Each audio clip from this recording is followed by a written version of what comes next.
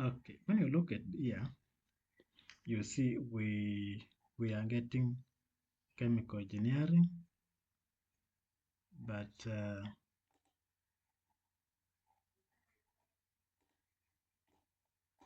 so here we did not change.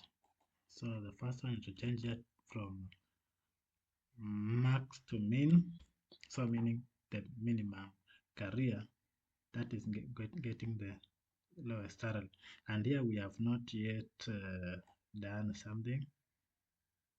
Let's use print so that we can print exactly without my explanation. So let me use print,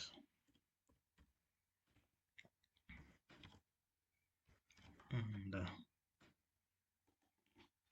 this one here. Now you can see print clean df mint career median salary dot min, and we have now this clean df.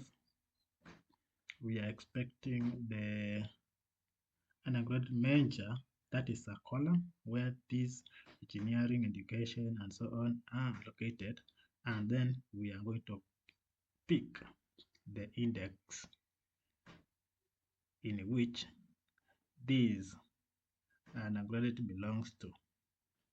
So, and here we have added print so that we can just something like this. We don't just we don't want so much information. We just want the column.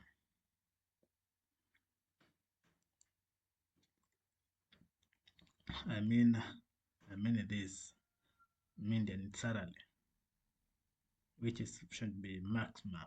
Do we really done that? Let me check. Let me contact check. This should be mint career median salary. Mint career median salary. Okay, which is minimum. Okay, let's now run it. You can see it's education having minimum salary with 52,000. So that is how you can just shorten this from all this work to just two lines and you get the same thing. Okay.